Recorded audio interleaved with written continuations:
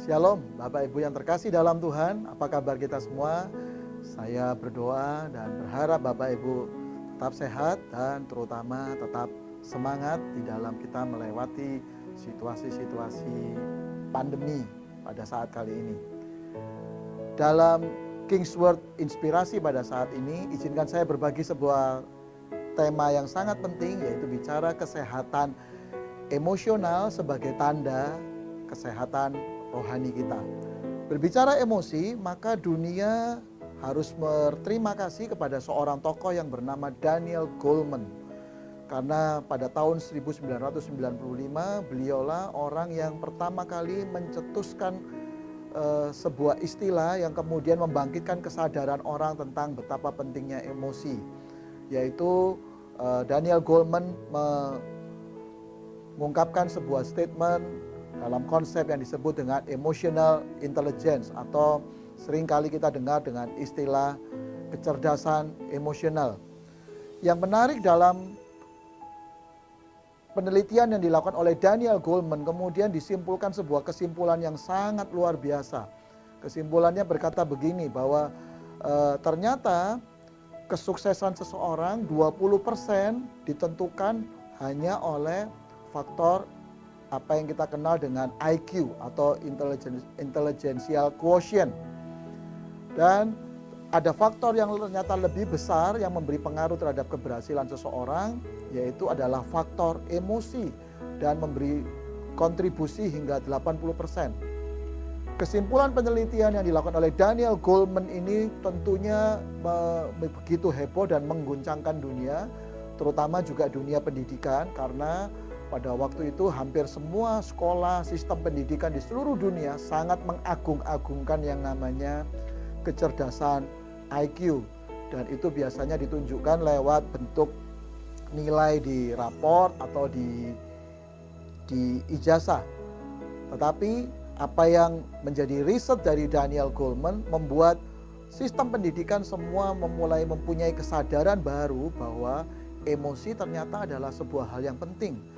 Atau setidaknya lewat konsep yang Daniel Goleman luncurkan membuat kita kembali melihat bahwa ternyata selama ini emosi adalah faktor yang paling sering diabaikan dan tidak sering dibicarakan.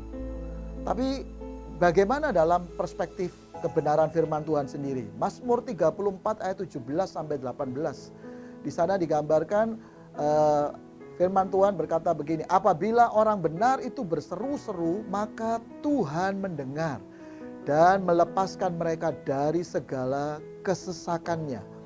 Ayat 18-nya berkata, Tuhan itu dekat kepada orang yang patah hati dan ia menyelamatkan orang-orang yang remuk jiwanya. Artinya, Bapak Ibu Saudara, kalau kita lihat firman Tuhan yang kita baca, maka kita mesti bersyukur bahwa ternyata kita punya Allah yang sangat peduli kepada aspek emosi, perasaan yang kita rasakan.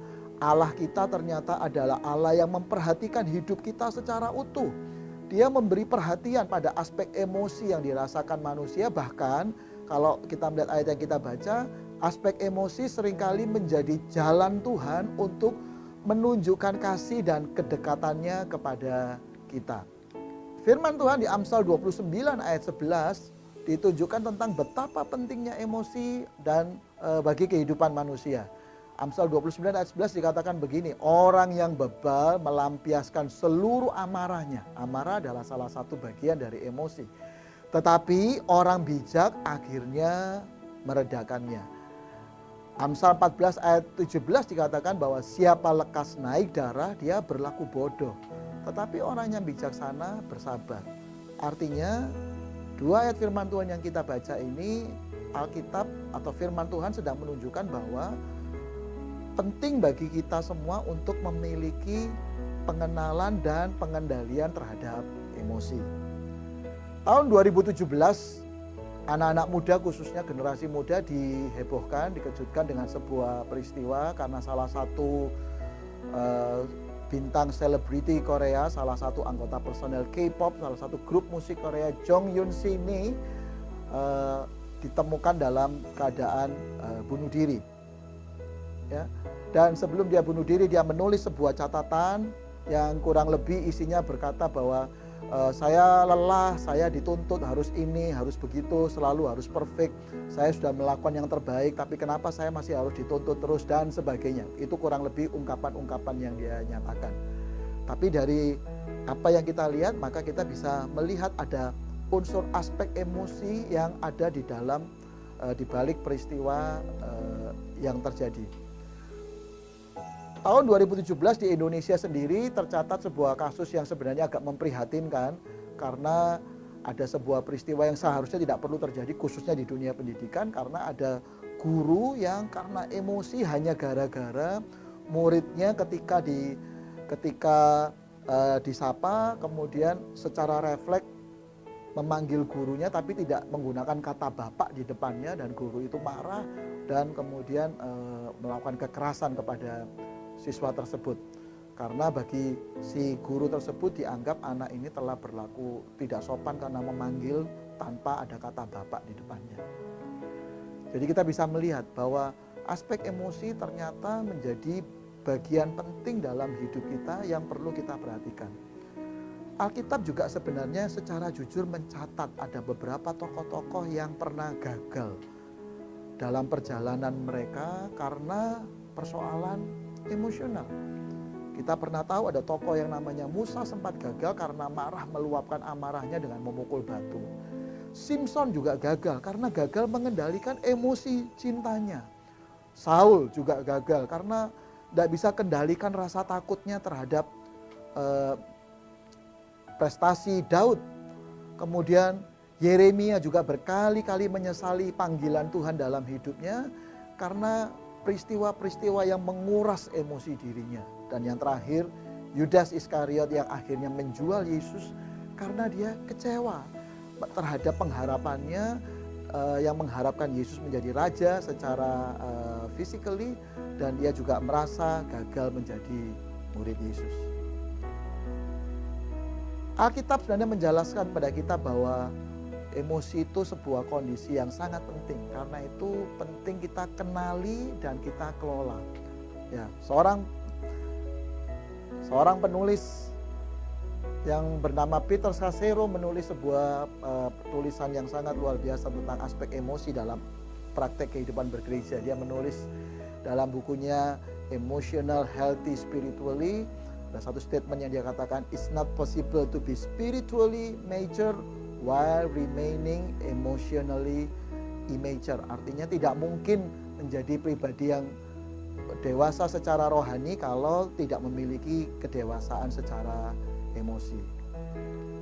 Jadi kita sudah melihat bahwa emosi ternyata adalah sesuatu yang penting, termasuk dalam cara pandang Allah, cara pandang kebenaran.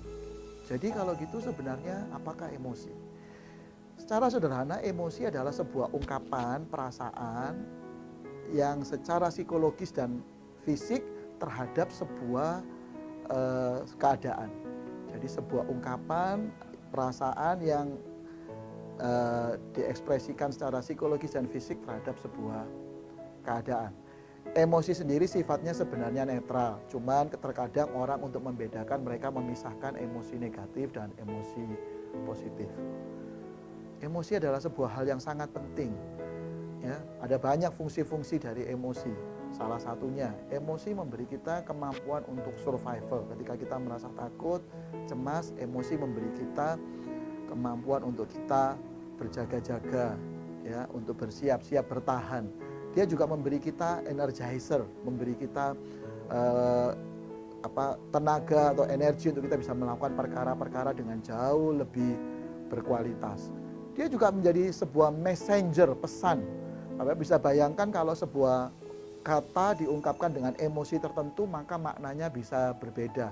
Kata yang sama, emosi yang ditampilkan berbeda, maka hasilnya bisa berbeda. Itu sebabnya emosi punya aspek sebagai messenger. Dalam dunia pendidikan, emosi dianggap penting dalam dunia learning, karena konsep belajar yang sekarang dinyatakan bahwa belajar yang terbaik adalah belajar dilakukan dalam sebuah emosi atau perasaan yang senang.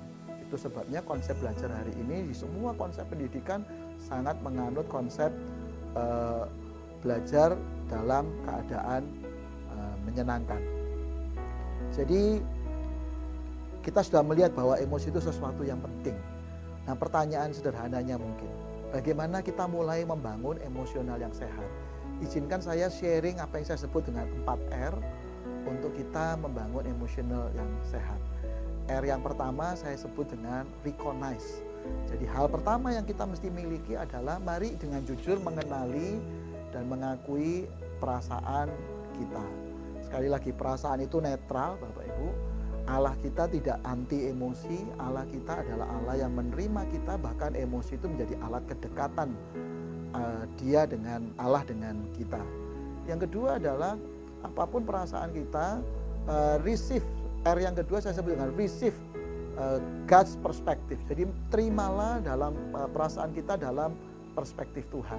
Kita bisa mengalami emosi-emosi yang negatif, tapi mari kita melihat dalam perspektif Tuhan, bahwa di balik semuanya itu Allah turut mengerti, Allah turut melihat, Allah turut merasakan.